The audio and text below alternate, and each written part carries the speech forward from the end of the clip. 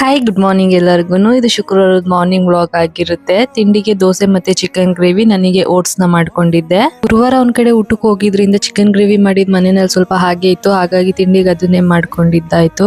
ಇನ್ನು ಸಂಜೆ ಮೇಲೆ ಉಡುಪಿ ಉತ್ಸವಕ್ಕೆ ಹೋಗೋಣ ಅಂತ ಹೇಳಿ ಎಲ್ಲ ರೆಡಿ ಆಗ್ತಾ ಇದ್ದೆ. ಏನಂತ ಗೊತ್ತಿಲ್ಲ, ಬಟ್ ಸಂತೆಕಟ್ಟೆಯಿಂದ ಫುಲ್ ಆಶೀರ್ವಾದ ತನಕ 1.5 ಕಿಲೋಮೀಟರ್ ಟ್ರಾಫಿಕ್ ಇತ್ತು. ಬಟ್ ಹೇಗೋ ಹೋದ್ವಿ. ಉಡುಪಿ ಉತ್ಸವ ಸಂಜೆ 4 ಇಂದ ನೈಟ್ 9 ತನಕ ಇರುತ್ತಂತೆ. ಸೊ ನಾವು ಹೋಗುವಾಗ ಆಲ್ಮೋಸ್ಟ್ 7:30 ಆಗಿತ್ತು. ನಿಮಗೆ ಸ್ಟಾರ್ಟಿಂಗ್ ಎಂಟ್ರೆನ್ಸ್ ಅಲ್ಲಿ ಯುರೋಪಿಯನ್ ಸ್ಟ್ರೀಟ್ ಇರುತ್ತಲ್ಲ, ಆ ರೀತಿ ಡಿಸೈನ್ ಮಾಡಿದ್ದಾರೆ ಈ ಸಲ. ಮತ್ತೆ ಹೆಣ್ಮಕ್ಳಿಗೆ ಶಾಪಿಂಗ್ ಅಂದ್ರೆ ಕೇಳ್ಬೇಕಾ, 10 ರೂಪೀಸ್ ಇಂದ 100 to 150 ತನಕ ಶಾಪಿಂಗ್ ಗೆ ಇದೆ.